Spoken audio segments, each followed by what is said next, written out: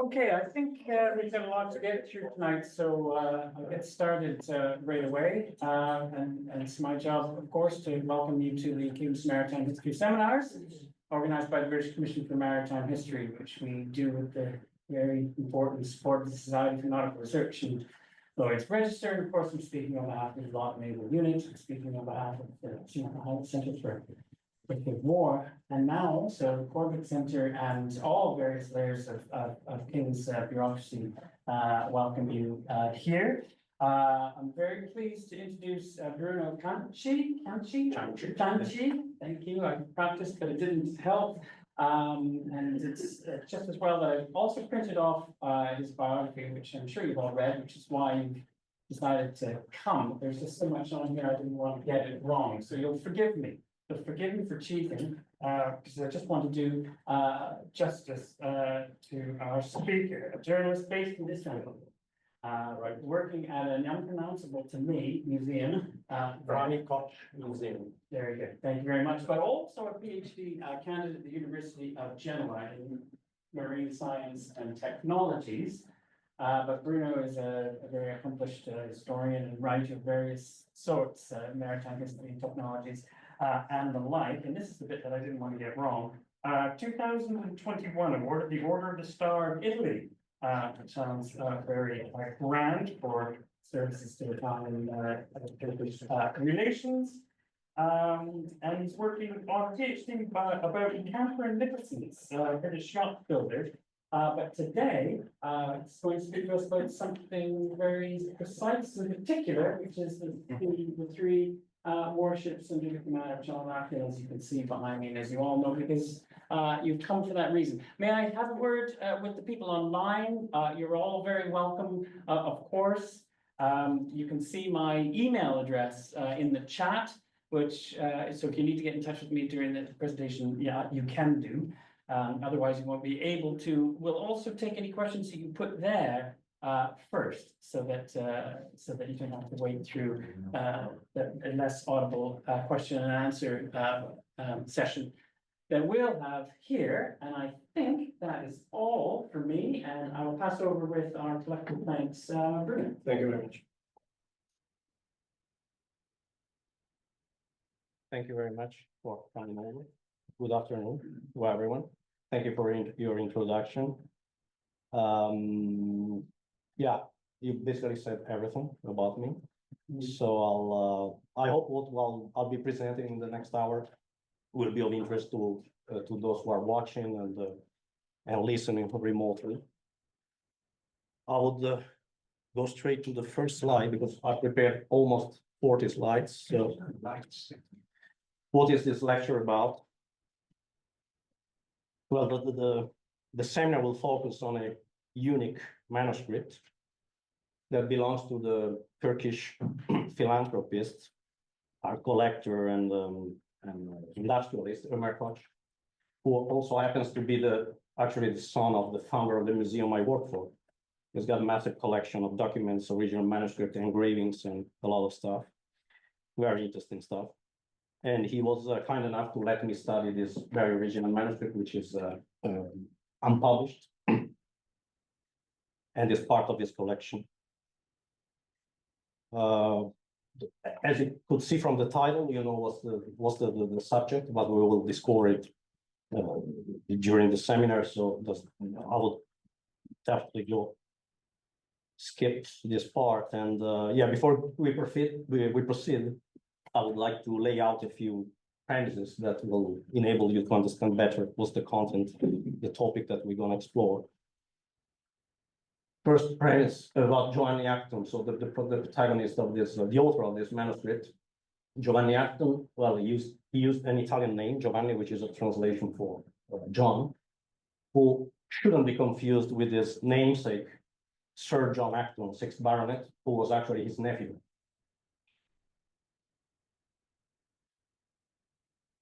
He was in charge. I mean, he's also served. I'm talking about John Acton Jr. So the nephew, the most famous nephew. He also served in the ranks of the Grand Duchy of Tuscan's navy until he became its supreme commander. He later became also a minister and prime minister of the Kingdom of Naples. About the Grand Duchy of Tuscany, also not everyone is familiar about this monarchy. I mean, it's a monarchy that existed between. Sorry, I struggle to read, so I'll probably need to. Yeah, would it be possible to have a little? Just no, that's maybe. Sorry, maybe I can.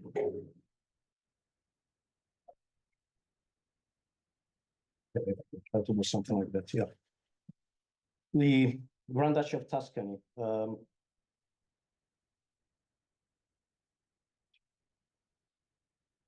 So,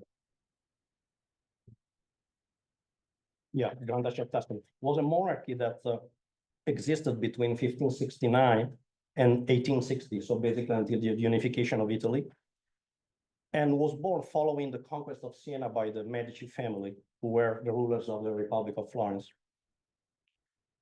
At the time of the voyage in question, the one of the logbook, the Medici were no longer in the rulers of the Grand Duchy of Tuscany. Since 1737, the Grand Duchy was governed by Francis Stephen of Lorraine, from the House of Lorraine, and therefore was Grand Duke of Tuscany. But thanks to his marriage to Maria Theresa of Austria, he was also Archduke of Austria and Emperor of the Holy Roman Empire until his death in 1765. So the House of Habsburg-Lorraine actually originated from this very marriage, and the lineage originated from the 16 children that the couple had. I have here, yeah, I brought something, a coin. This is actually one of the things for which Maria Theresa is more famous. This is the famous Maria Theresa thaler, which was a coin that is still being struck by the Austrian mint, and for centuries it was a remarkable store of value, and was also used for trade until early in the first years of the 20th century. Like I said, it's still been minted by the Austrian mint. About Livorno. In Britain, probably you are familiar. I mean, historians are familiar with the city. The English translation for Livorno was Leghorn. After the port of Pisa gradually silted up during the 16th century, Livorno became the main port of Tuscany. It experienced a very strong development, also thanks to the vision, the foresight of the Medicis, who invested quite a lot of money on this, on the infrastructure of Livorno. And thanks also to the presence of the British, who had established a commercial base there already in the late 16th century. But the British, why they had a base there? Because they were often in conflict with Spain and France, obviously, so they couldn't rely on those ports. And therefore, they found in Leghorn, in Livorno, the ideal place. British, they visited the Livorno. They used to carry especially tin, lead, woolen cloth, salted fish, and the very same ships were sailing back with loads of silk, spices from the east, raisins, Greek malvasia and other wines, olive oil from Italy and Tunisia.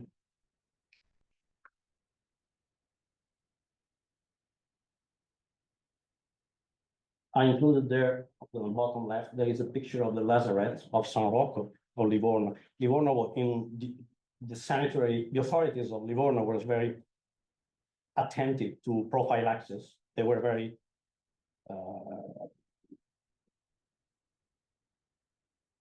keen on preventing epidemics, and this attitude actually led to tensions on more occasions between the British and the authorities.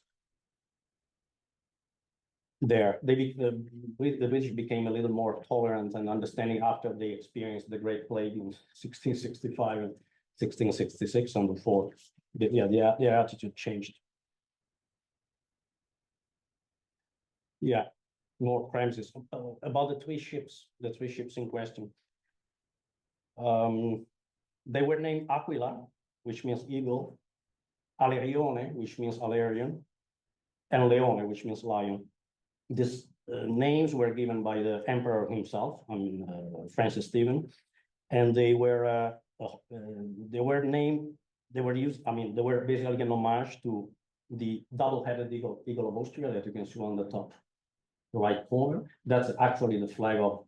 It's not the flag of Austria. That's the flag of Tuscany of the period. Basically, the ensign that were flown by the three ships, as you will see in the several images. The Alerion was a symbol of the House of Lorraine. You see the arms of Lorraine in the central image. The Alerion was basically an eaglet with no pose, no beak. It's a heraldic symbol. Whereas the lion was one of the traditional symbols of Florence, together with a lily that you can see in the shield. This, thanks to some research conducted by Andrea Tanganelli at the State Archives of Florence, I found out. I learned that the three ships were originally called Hardwick, Cumberland, and Kingston. And despite the valuable effort by Rob Todd and Ferd Aldous from the National Maritime Museum, we were unable to trace the ship and the year of construction of the three ships. But we came to the conclusion that the three ships were most probably not the commissioned naval units of the British Royal Navy, but were rather ships from the East India Company. And most probably they were also built in India and not in Britain. The fact that actually Giovanni Acton had long sailed for the East India Company may also confirm this hypothesis.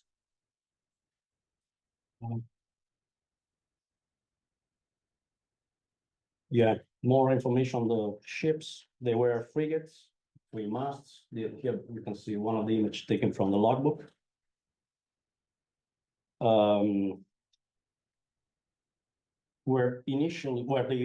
They featured two gun decks, and the number of the gun that was between 44 guns each.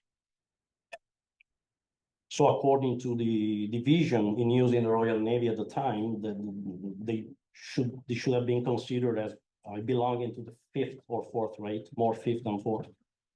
But to classify them properly, we should know the exact number of guns that were on board. As you certainly know, it was Samuel Pepys who introduced that reform in the late, 60 years before this voyage took place, and basically set the number of guns as a measure of rating.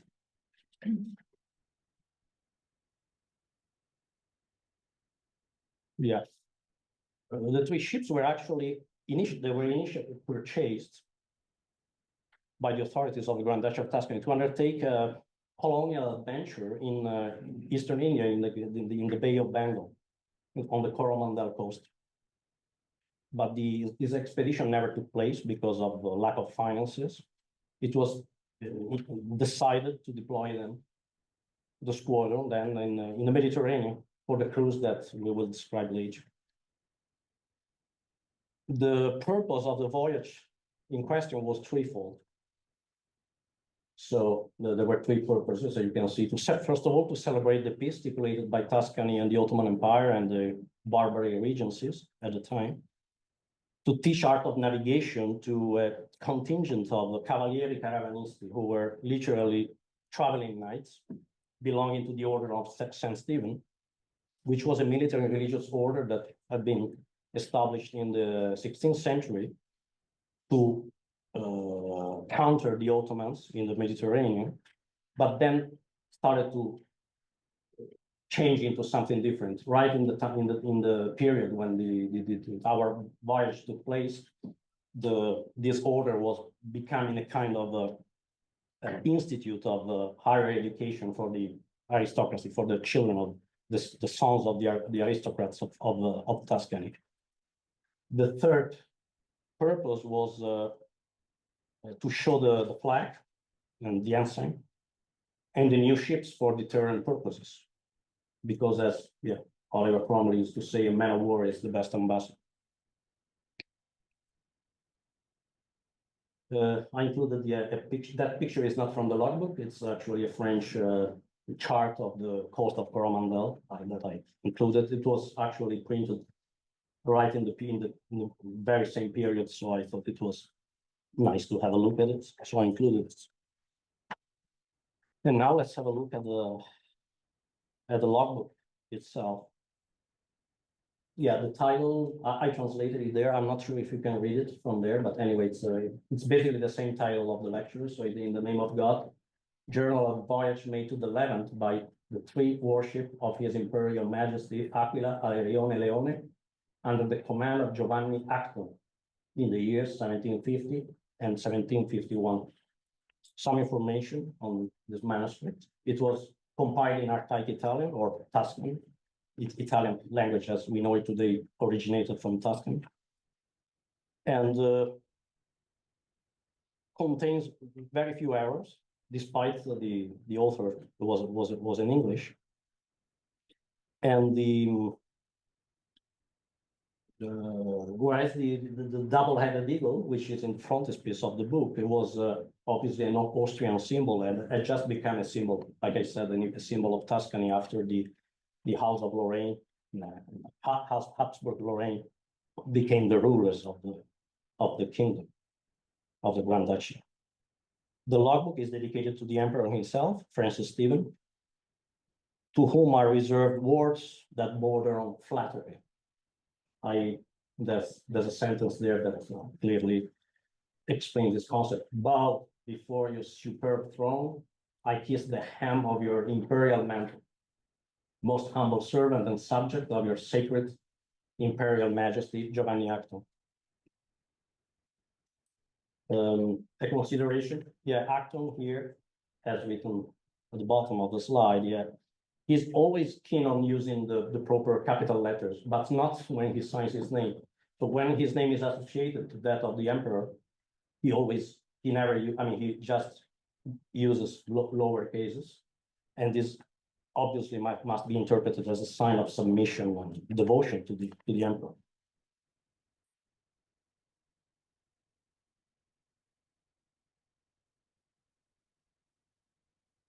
Yeah, sorry, I think I skipped that. No. Yeah, here we have more information on the logbook. I think these are reversed, but doesn't matter. So because this is a logbook, it always obviously have a simple and schematic layout. There are 2 sample pages there on the right-hand side. So this scheme, this type of layout enabled the person in question compiling the logbook to enter information clearly and immediately, and also readers to readily spot the parts that they wanted to find. I'm sure you have seen many logbooks in doing your research and by cultivating your interests in the subject. It would be very repetitive as well as time-consuming, though, to report all the contents of the logbook on a day-by-day basis, and therefore we'll keep some part, and I'll try to summarize the most relevant parts. So the most recurring information concern weather and sea conditions, precautions taken to preserve the ships, description, quite accurate description of the port anchorages and towns visited, supplies, so water, timber, food, obviously, firearm exercise at sea, naval etiquette, discipline and life on board, education of the Cavalieri Caravanisti, religion, so mass and collective prayers on board, and maintenance decorum of the ships. The logbook is also rich in illustrations. You will see many of them, and these make this manuscript particularly pleasant to browse. The illustrations are never signed. According to Sotheby's, the author of the illustrations might be Acton himself, but there's no strong evidence confirming this.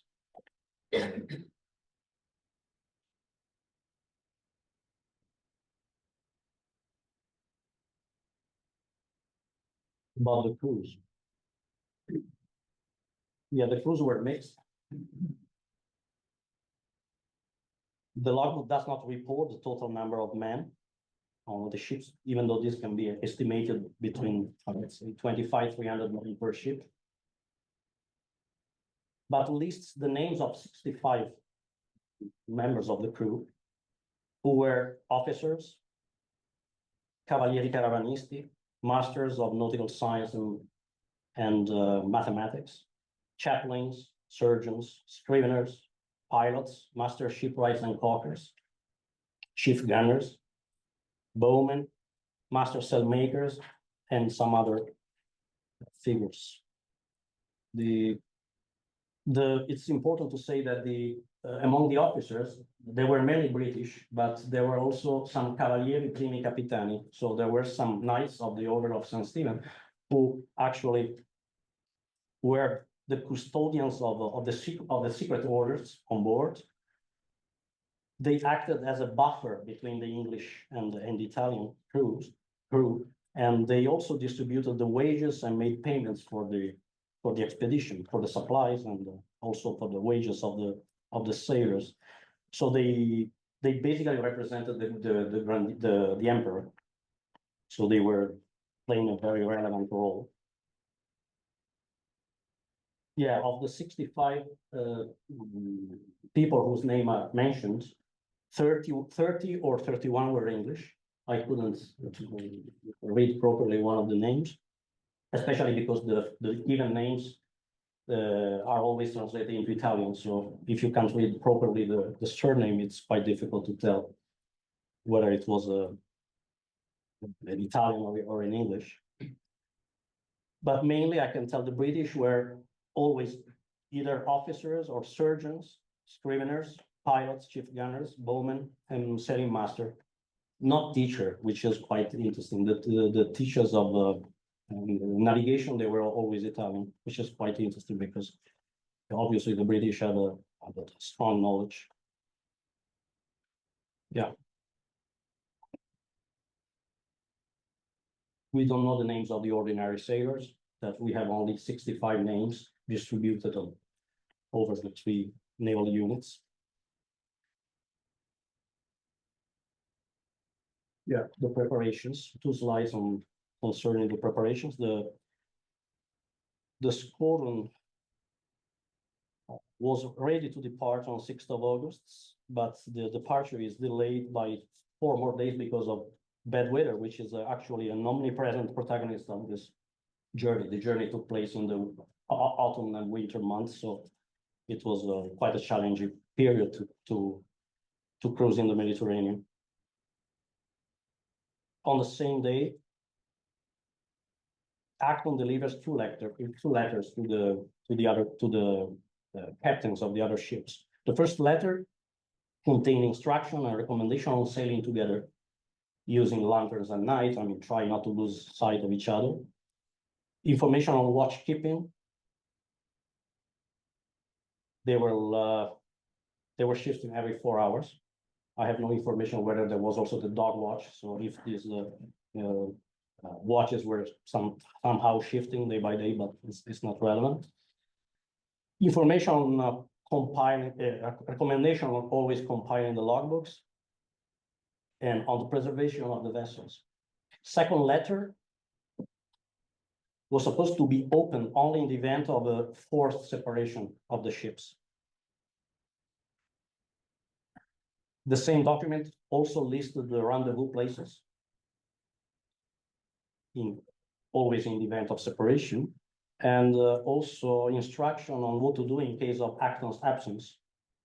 So placing themselves, I'm talking about the captains, under the command of the plenipotentiary minister of the empire in Constantinople, which is the final destination. Let's say one of the destination of the journey.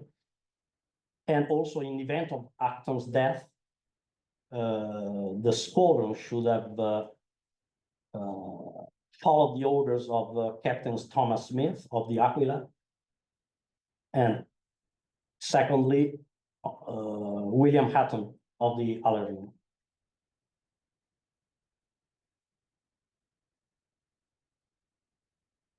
Yeah, okay, this is the part I have just mentioned. Yeah.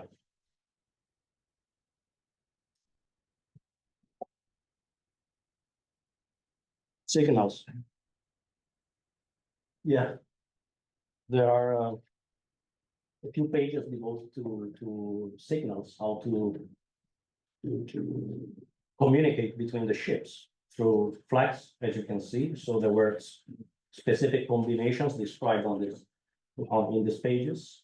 By using also national flags, a combination of, there was no open code at the time, not even Marriott, obviously. So it's the what they were using basically was a combination of the British customs of the time and the customs of the Tuscan Navy. As per acoustic signals, in case of fog, the ships were supposed to fire their muskets or roll their drums or toll the bells on board in order to signal their presence to the other ships. Naval guns should have been used only in the event of a clear and present danger to navigation, so shallows or shoal, I mean, something that would endanger the fate of the fleet. I put 2 pages, I could have put more, but they are quite similar. Anyway, it shows basically how the type of flag, the il sito, so second column means the place. So that's the same flag, if hoisted on a certain mast or within a certain position, would have a different meaning. And the meaning is on the other column, so. Yeah, more signals. These are fog. Nebia is fog, so the fog signals and the lanterns, the combination of the lanterns. As you can see, you could put them, like, for example, 3 in a row or 3, one on top of each other, and they all had a different meaning. They had a meaning if they were hoisted on the foremast, or another meaning if they were hoisted on the mainmast, etc. So a lot of combination with the legend, I mean, the description on how to interpret these combinations. Departure, finally. Yeah, there are some key dates here. I didn't put all of the dates, but the squadron finally manages to weigh anchor on August 12, 1750. They head south, and they passed between Formica and Monte Cristo in the Tyrrhenian Sea after 5 days. There was apparently no wind because those islands are quite close to Tuscany. Then Maritimo, Sicily, Cape Matapan on 26th of August. So just 2 weeks after departure from Leghorn, they already ground the Peloponnese, heading east. And 1 day later, the squadron sails near Cerigo. Cerigo is the Venetian name for Kythia, the island of Kythia. The first time they drop anchor is at Milos Island in the southern Cyclades.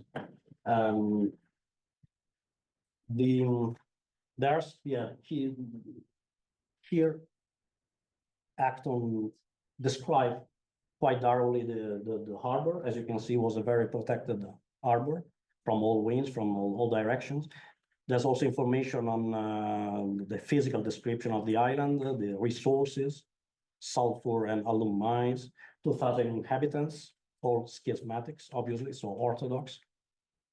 Milos at the time, just like the whole archipelago, how you call it, the way you call it in English, in Italian it's archipelago actually, but the Aegean islands, they were all under Ottoman rule. They were all tributary to the Ottoman Empire, and therefore someone was collecting physically once every year, the tribute. And this is also described in the logbook. There was a local voivode.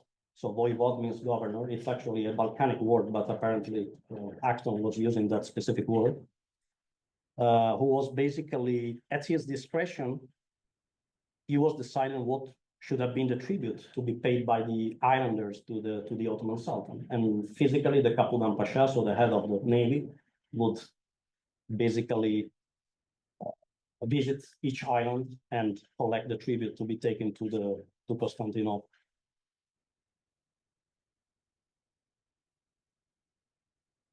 Yeah, they sail again. They arrive at Zea or here in the north of Milos, where here we start finding some information regarding the naval etiquette and how salutes worked. I mean, at the time, how to use guns, naval gun salutes and stuff like that. I'll describe it better later when we visit more relevant places. Here it's another again, the local Turkish voivode is mentioned. After 4 days, the squadron heads for the channel between Tenedos. Tenedos is now it's called Bozcaada, is one of very few Turkish islands in the Aegean. And before they approach the Dardanelles, there's also a nice drawing here of the Eceabat, what is called nowadays Eceabat, with the sort of the castle on the northern shore of the Dardanelles, with a picture of the very same fortress taken, I mean, in our time. Yeah. Now, after entering the Dardanelles, the squadron heads east to Constantinople. But before reaching the Ottoman capital, the squadron drops anchor off Agios Stephanos, today is called Yeşilköy, on a sandy bottom of 23 fathoms, just inside of Constantinople. The reason of this stop was twofold.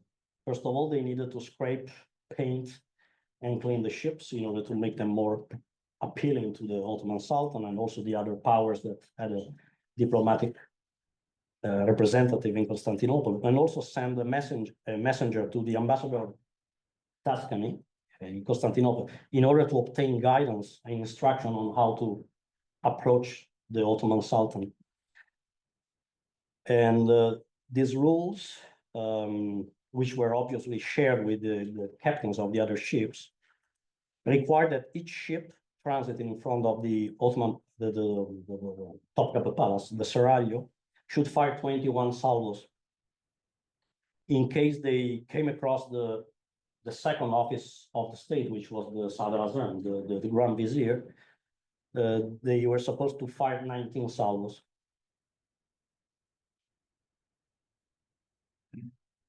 Yeah. Finally, the squadron drops anchor in Constantinople on October the 3rd, 1750. They had to kill some time because of the bad weather, because it was, like I said, it was a protagonist of the journey, so that the weather definitely slowed down the path of the squadron. They drop anchor between at the entrance of the Golden Horn, so between the Seraglio, which you can see on the left, I mean on this part, that's part of the city with Hagia Sophia on the right, and the citadel of Galata, which is actually, let's say, on the side of the author of the drawing.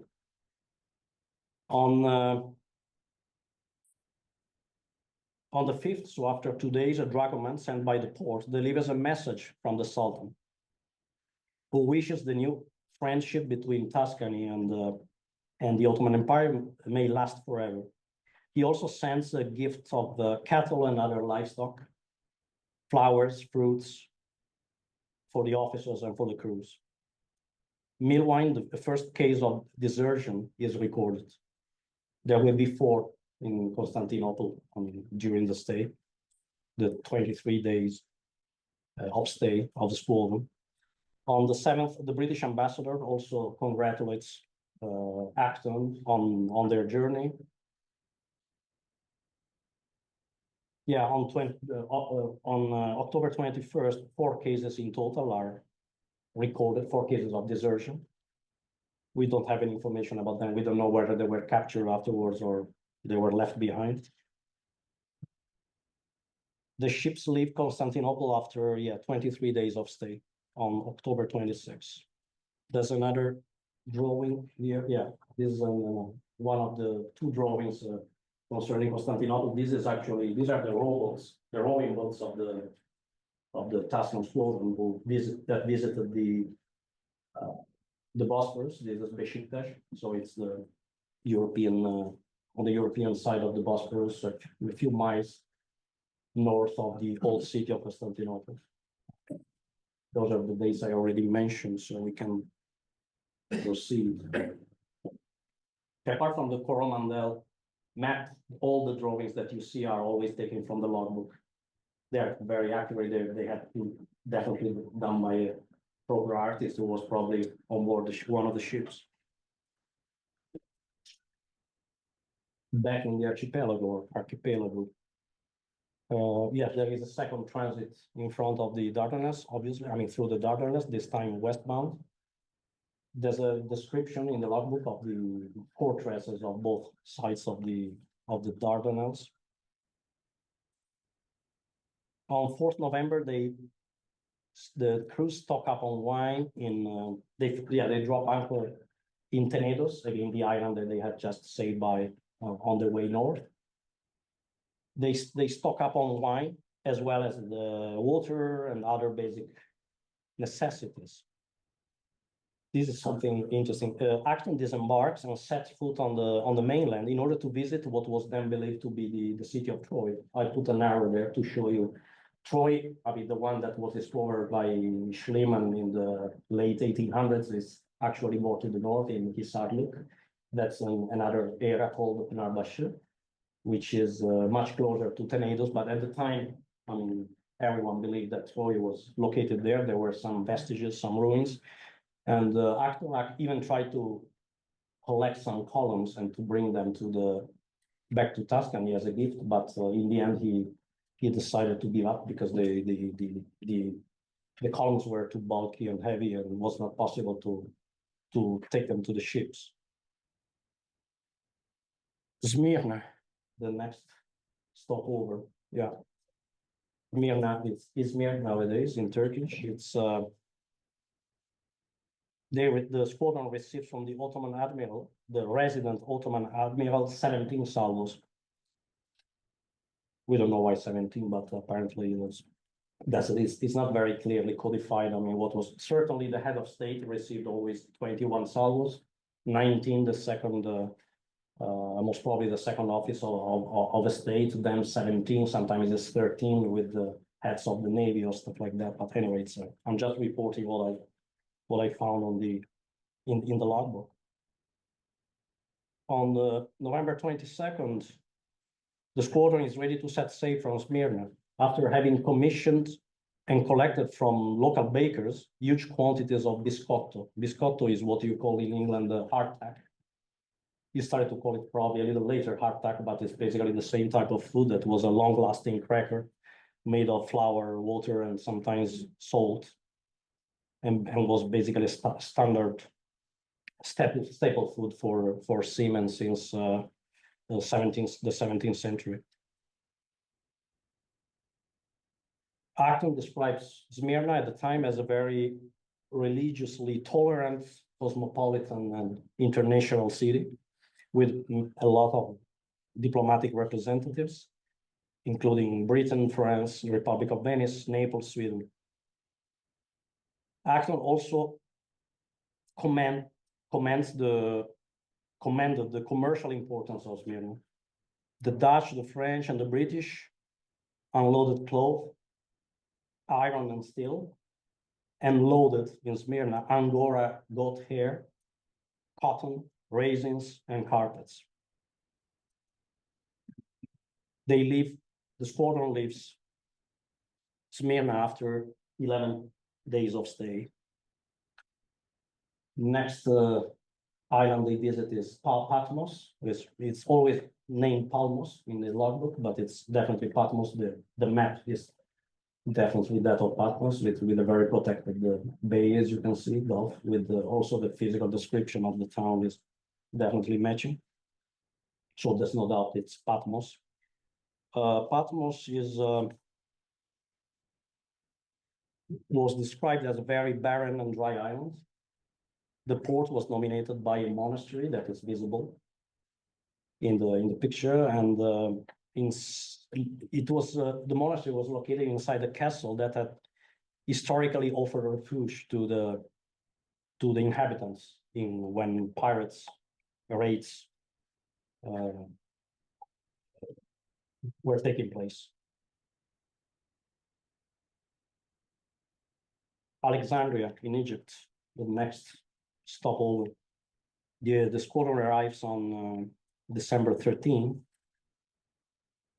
Pilots were needed to approach the bay because the port, because it was a very dangerous one with it was very treacherous with also a rocky bottom, which could damage the ropes, the mooring lines. It was customary in that port, this is an interesting curiosity, to secure some barrels to the ropes in order to keep them afloat as much as possible, because in order to prevent them from rubbing against the submerged rocks and thus prey. In the following days, the port is thoroughly explored and sounded with the lead in order to draw nautical charts, new nautical charts for future use. On December 26, new orders were drawn up by Acton for the captains and delivered to them, again in the event of a new separation. So it was decided that in case of separation east of Tunis, the rendezvous should have been Tripoli. If it happened east of Algiers, the rendezvous would have been Tunis. Then a curiosity, although Christmas was a heartfelt and celebrated holiday in Tuscany, there's no trace in the logbook that there was any celebration on board the ship, which is quite interesting because sometimes, many times there are mass and collective prayers mentioned in the logbook, but nothing related to the Christmas. In Florence at the time was absolutely observed. Sorry, I didn't mention that. Yeah, that's obviously the harbor of Alexandria.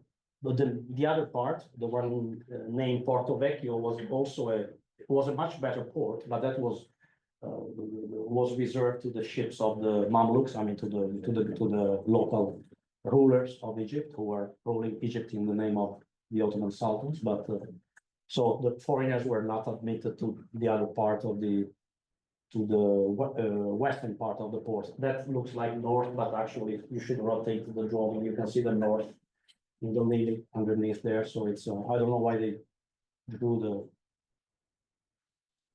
like that, but it's it should be turned. There is also a layout of the catacomb, of the local catacomb of Alexandria. There's a long description of Alexandria by Acton.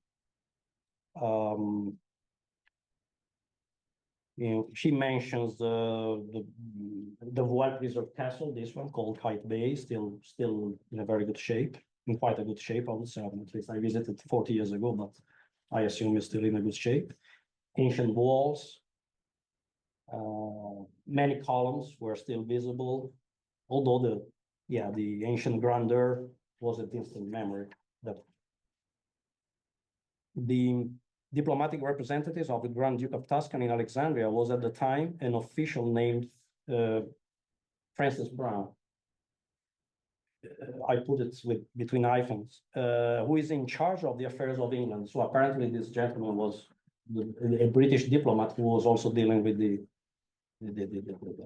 representing Tuscany in Alexandria in that period. It's actually misspelled.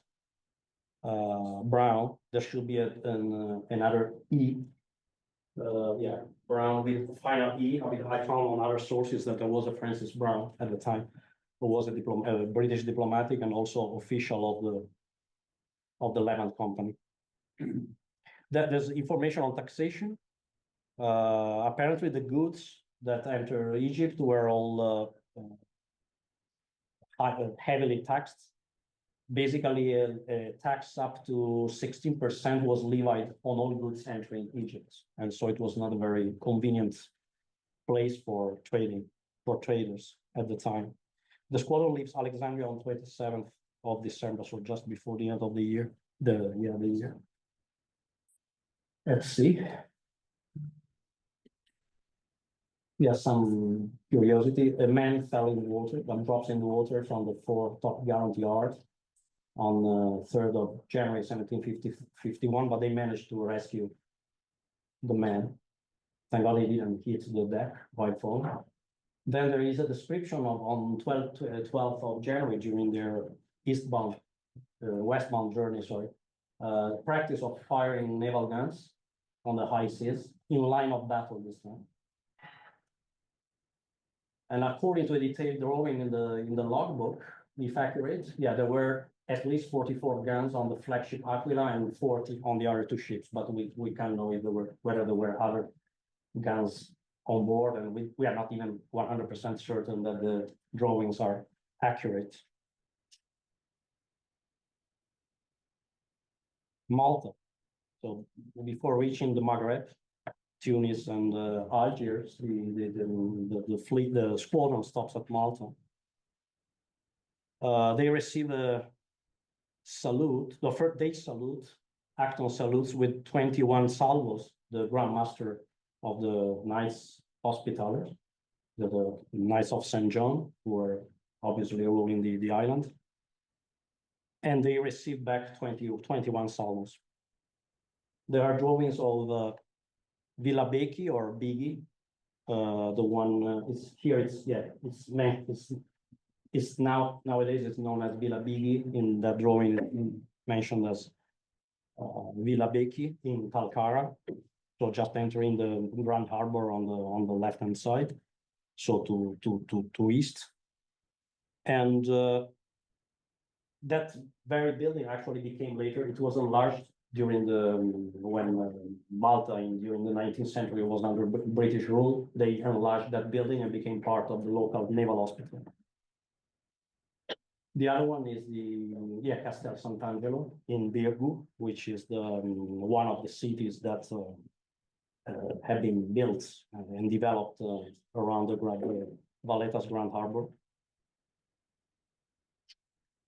And the departure is takes place on February the 2nd.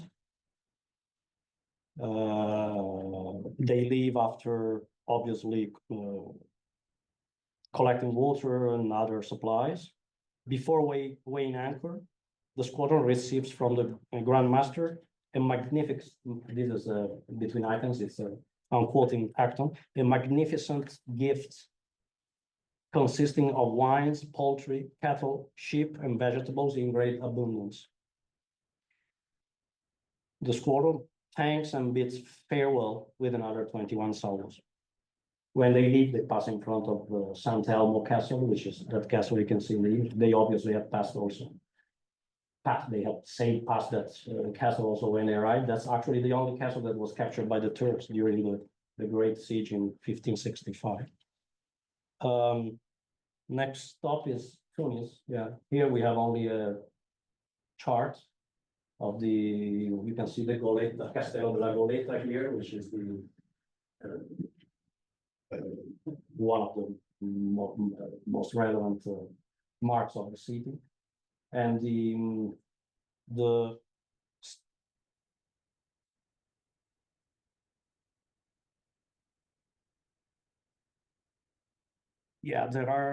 there is a description of the port, and also the Bay of Tunis is also mentioned. the Bey was the ruler of Tunis at the time. He was, in fact, very independent. I mean, he was enjoying a great deal of independence, even though he was formally a subject of the Ottoman Empire. Here also the courtesies, there are some information about courtesies and etiquette. A magnificent gift in honor of the flag of His Imperial Majesty, I'm quoting Acton. Also here, they receive cattle, sheep, poultry, fruit, vegetables in great quantities. Yeah, the description of the port. Yeah, the port is described as you can see, as the largest and safest port in old Barbary coast. And also the city, it was the least uncultivated city in Barbary. Typical goods of Tunis consisted in wheat, oil, dates, and horses. But the horses couldn't be traded without the permission of the Dey. The Dey was the military governor of Tunis. At the time, there were many representatives there, including, I mentioned that. Yeah, this is interesting. Among all the nations that had a representative there, apparently Holland was the one whose representative was fully enjoying the confidence of the Dey. So apparently they had quite a strict relation and privileges. Algiers. The squadron enters the Bay of Algiers on March 4th. The port was neither receptive nor safe for ships at anchor, just like in the case of Alexandria. The Dey sends, so the military governor of Algiers sends a delegation on board with 9 oxen, 9 sheep. I don't know why 9 and 9, but there might be a meaning, but I'm not aware. And a very small quantity of greenery. This is interesting. Description of Algiers. All trade done in that specific port consisted in the sale of the booty of that they obviously are the local, bring back from the Spanish and other enemies of theirs that they looted. So at the time, the diplomatic representatives there were those of France, Britain, Holland, Sweden, Denmark, and the Holy Roman Empire. The squadron leaves on March the 9th, destination Livorno. So they're basically going back home. They transit off the coast of Minorca on March 11th. 3 days later, they are north of Corsica, of course. The return to Livorno on March 15th is announced by 14 salvos. Next, while reaching the shrine of Our Lady of Grace, which is one of the churches of Livorno on the Livorno hills.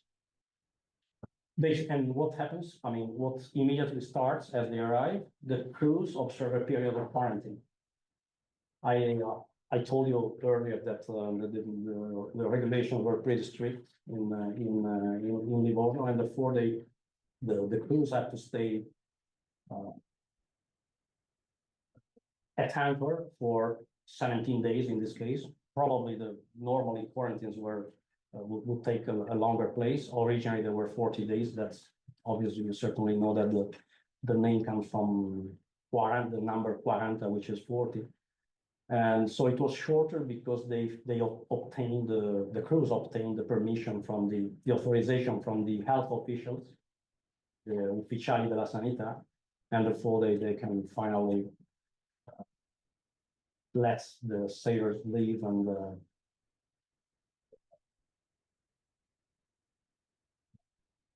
this is interesting. Only one man during the journey had perished, and apparently it was someone who was not healthy before the departure. I don't know why they took him with him, but this is what is written.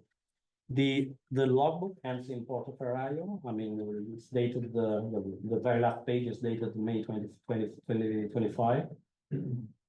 There are 2 illustrations at the very end of the logbook representing Portoferraio on Elba Island with Bastion Fort, Fort Estella is called. And this is where the 3 ships are transferred to be disarmed on the order of the emperor himself. The very last words of the logbook, which is dated May 25, 1751, read as follows. This is my original logbook, finished in Portoferraio, with J, not with I, but in those days it was I were basically interchangeable. This day of May 25, 1751, on hand, Giovanni Acton, again with lower cases.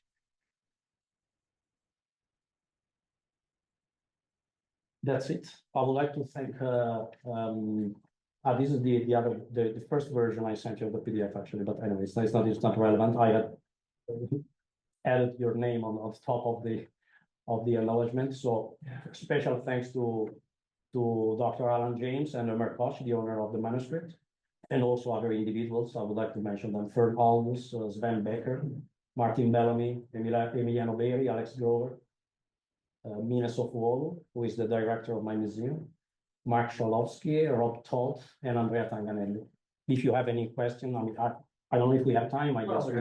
If not, you can take note and have your email with you and drop me an email even later. Yeah. Thank you very much. I'm going to do what I promised I would do and see if there are any questions online and deal with those first if there are any, because it can be difficult for people.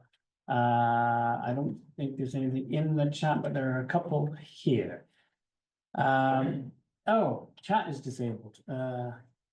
Yes, okay, Nidhi, you should have sent me an email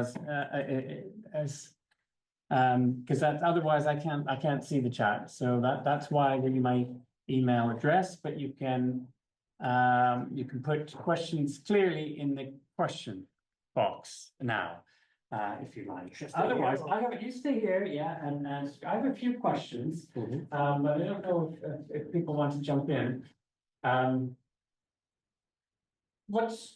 Yes, lights, yes, indeed.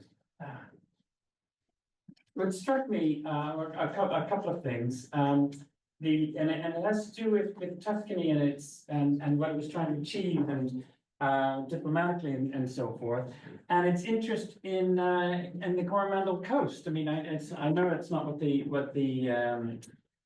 voyage ultimately was about, but you did talk about Tuscany's interest in India, and I wondered if there's anything to be said about what their ambitions were there, because I was completely unaware of those. So maybe I'll just leave that one. If you have any thoughts first on that? Yeah. No, should I answer? Please, yeah. Well, I can tell you that Andrea Tanganelli is this gentleman that I mentioned in the paper. He made quite a deep research on this. He published an academic article, which I read obviously, and what I remember is that area. Okay, there were the British, there were the French, but there were many areas that were not basically. They had not been occupied by anyone, so there was basically this emptiness. And apparently, the Lorraine Habsburgs, they had some ambitions in that area. So, okay, they basically made some kind of survey. They wanted to understand whether it was feasible and financially worth it. I mean, as an operation, and eventually they decided to give it up. But okay, well that kind of leads to my second question. Then I mean, what if all had gone well? There might have been in India. I mean, and whose interests were being served by all of this? Because I mean, how much of this was being done? Because in the end, the voyage was very much a diplomatic one, wasn't it? I mean, it was ultimately about representation of authority, and the logbook itself is an unusual logbook for its detail and celebration of just the feat of having done that. I was just wondering about whose authority this is and whose ambitions these are. Is it a Tuscan ambition to be an Asian power, or to be a naval power? Is it very much the empire? Because I can imagine writing something like this to the emperor as an appeal as an endorsement. But was the ambition coming the other way? Were there imperial ambitions that were maritime and distant? Well, they had apparently when at the time the journey took place, they had already relinquished this ambitions. So I think it's probably actually they recruited Acton because he had long stayed for the East India Company. So probably I think the things are related, but So it was a courtesy then to. I think so. Wow. To the emperor. we can assume that, but yeah. But these are Tuscan ambitions. And there's an alignment with Britain to some extent as well, isn't there? Because there's a tension too in your talk between like a pride in the Italian or in the Tuscan technical side of things, right? That you said, and this Acton family. So it's, Yeah. I don't want to ask. Well, I will have. I've started. What was the relationship with Britain? And is the fact that the Actons were in command a sign of an integration, or how did they come about? Captaining a voyage like this, which was clearly a diplomatic effort on behalf of specifically, we find out, Tuscany.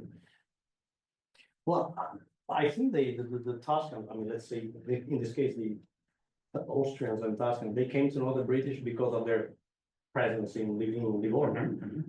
So I think it was one of the maritime powers. So at the time, so it's I mean, they could have probably even recruited the Dutch, or I don't know. It's, Just common. but I think it's just they just needed some know-how, and so they recruited someone. So who was it isn't a experienced. family that would naturalize. No. Italian.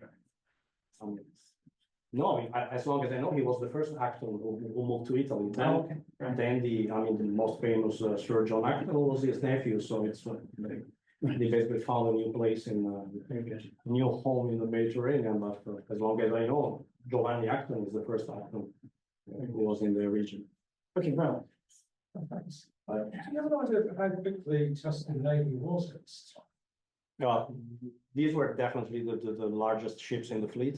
They had sailed galleys until, I mean, there were still probably a few galleys in commission. And it was mainly outsourced to the Knights of the Order of St. Stephen, actually. So it's definitely there weren't other ships of this size, absolutely at the time. Then don't know much about what happened afterwards, but certainly those were specifically purchased to go to the Indian Ocean. And they decided they had purchased them, so they said, let's make some use of them. As long as I know, they didn't try to sell them, so they said, let's show off a little in the Mediterranean. Right. They started to, I mean, that raises a natural question about what happens to the next, but let's see from you first, Jack. Thank you. Fascinating presentation. I'm not from a history background. I studied international political economy, but have a great interest in history, especially naval history. So these days we see, because of all the geopolitical hotspots around the world, how countries essentially deploy naval assets, and particular naval assets to these geopolitical hotspots, especially hegemons, global superpowers. So I just want to get your perspective on how this practice was employed in the past, right? I mean, did large empires such as Britain and of course Tuscany, etc. How did they judge what naval assets to deploy to what regions? Was it based on alliances, or what was their kind? yeah, alliances obviously played a major role, but apparently they had some ambitions in Tuscany at the time. So they made a huge investment by purchasing 3 ships that were maybe not relevant for a Dutch or British Navy at the time, but were definitely a big investment for Tuscany. And it specifically, Acton mentions showing the flag, showing the ensign around the Mediterranean. So they wanted the other nations to know that Tuscany had some maritime power. I mean, not maybe a very remarkable one, but definitely some armed sailing ships. And there weren't many sailing ships at the time in the Mediterranean because the galleys were still very much used at the time. So in the up to this, at least until the 17th century, maybe not in the 18th, but definitely for Tuscany, it was definitely a breakthrough, that investment in those 3 ships. Yeah. So, yeah, Thank you, that's very interesting. To what extent is the showing the flag to the Ottoman Empire and going to see the line running? They're going along the North African coast, most Alexandria, Tripoli, Tunis, and Algiers. To what extent in this one did they consider interacting with Ottoman Empire and also interacting with the Barbary regencies on the North African coast as different different objectives going on? So paying respects to Ottoman Empire, but they go into the Barbary states to, to recognize them as actual symbols. So do they consider it a different kind of, not necessarily, but No. a separate thing to engage in? As long as I know the peace, I mean, the peace treaty that was signed in January 1750, I mean, was sealed with the Ottoman Empire, but also was basically also was to be extended also to the Barbary regencies, because they were, I mean, officially, I mean, they were subject to the Ottoman Empire. So then they, like I said, they were enjoying a great deal of independence. So they were sometimes even doing things that the Ottoman Sultan was not happy about. But definitely they were, the scope was the same. The scope of visiting the Barbary regencies and Constantinople was the same. Of course, Constantinople had a more relevant, I mean, a different meaning, because the Ottoman was the Ottoman Sultan was physically there. Many nations were there, so it was. I understand why they wanted to scrape and paint and show off a little in Constantinople with the fleet and fully dressed and the way they did. Yeah. I mean, it is an extraordinary, yeah, go ahead. Okay, just thinking about your first slide, I think, you talked about pilots and the bowmen or bowmen being British. Why would the pilots be British? They must have experience of that end of the It was Mediterranean. there is specific. I thought the same. Actually, the thing that most made me wonder was the fact that the teachers, the teachers, the navigation teachers were not English. I would expect them to be English. They were not. They were all Italian. There are the names of each of them, and they didn't have experience, Bruno. The British, they entered the Mediterranean just because they had to, but the main interest was happening all out of the Mediterranean. The Mediterranean was already fully decayed trade route, not even a shipyard able to engineer and match the design of the trade. Venice was a tourist. Montesquieu described as a sold tourist city because it only had 11,000 prostitutes. As Montesquieu wrote about that. So the British, they mapped the Dalmatian Islands in the at the beginning of the 19th century. So and they had to recruit the Venetians and the locals. They couldn't be pilots because then they brought the charts properly. They still were using those ones. unless they were using some British charts, The and whole maps on board, but it's ships. never mentioned. It just mentions that the pilots were all English. They are the names, so that's. Yeah, but most of the real trade routes since 150 years before 1750, they were all outside. The Dutch, they were outside competing, checking to India, the big wars and the trade battles of Portuguese, Spain, Holland. So Mediterranean was just a lake. Yeah, big. No interest. Big like that. Not big interest. We know that. So. Ian has a question online.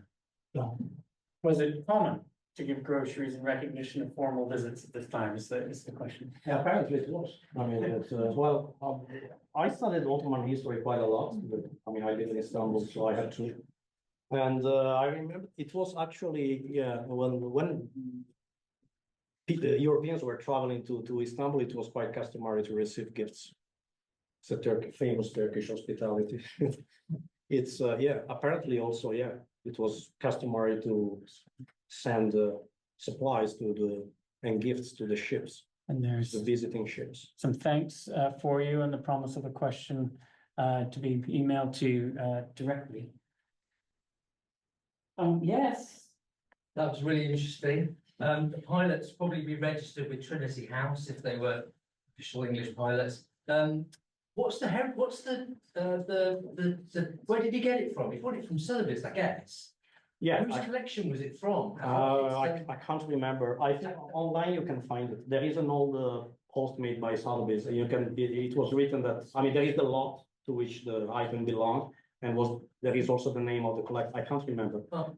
I guess Mr. Koch purchased it through Sotheby's. I don't think there had been another owner after that gentleman, whom I don't remember the name. Oh. But you can find it online. If you Google just the title of my, Three Ships to the Levant by John Acton, you will see that that Sotheby's old page will appear, and you can find it. I can send it to you if you're interested. It was actually, as long as I remember, was an American collector, not an English collector. Yeah. Just one observation, all of the images that you've shown us are all the team-rigged boats, not square-rigged. So we perhaps can see how unusual it would have been to have 3 ships actually turn up. Yeah, well, actually, I'm not sure if I got it. I mean, Images have you- team-rigged boats on it.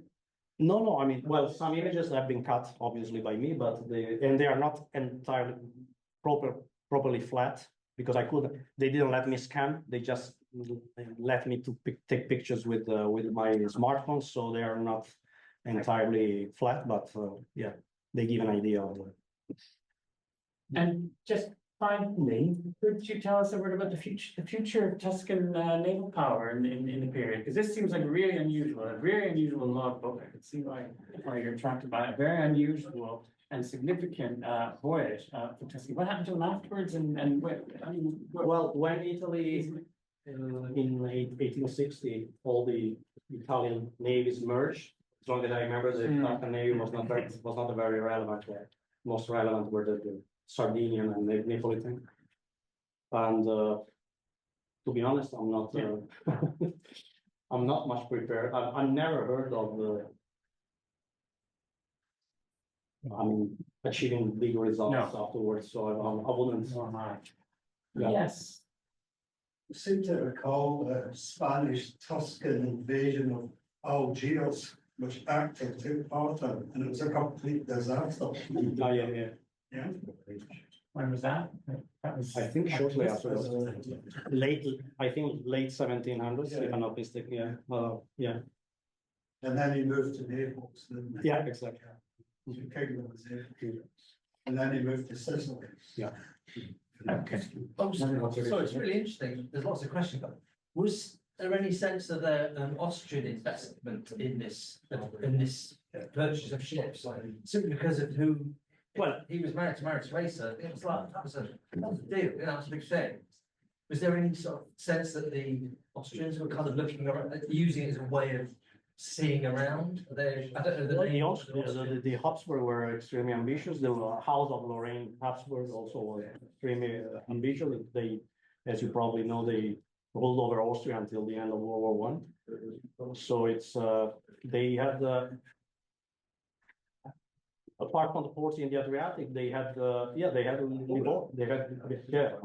apart from the Adriatic, they obtained the Grand Duchy of Tuscany because Francis Stephen relinquished Lorraine. So he basically exchanged Lorraine for the Grand Duchy of Tuscany. So that's how he became the ruler of Tuscany. So it was the Austrian fleet was much more powerful than any other. Later, they became very powerful afterwards. They destroyed the Italian fleet in Lissa. But that was a century later, but yeah. The very idea that the Holy Roman Empire, Francis Stephen, might have had an interest in India, though. And I know you haven't said that, but to me, it's Maybe I should fascinating I should idea. go through Mr. Tanganelli's article again, but I don't remember any specific why they really aimed for that specific. It was a gold mine for anyone, but they couldn't afford the financing. Right. In Holland, they could, Exactly. but they were out of the main commerce. Denmark had a place in this one. Okay, yes. Britain's to spare. 7 years war was going on at the same time. Lots of British Or about to spare. Yes, yes, that's true. Yes. It's a shame that we don't have the full number of the full figures, I mean, of the men of board, because it would have been nice to know the amount of British. I mean, probably among the sailors, there were also a lot of British, but unfortunately, there's no such information. Right, I noticed that I did make it onto your thanks, but there's absolutely no reason, for that. No, all of our thanks should be to you, so I invite everybody to thank you for a really fascinating talk and this taste of all My the pleasure. different directions your research could go. Thank you very much.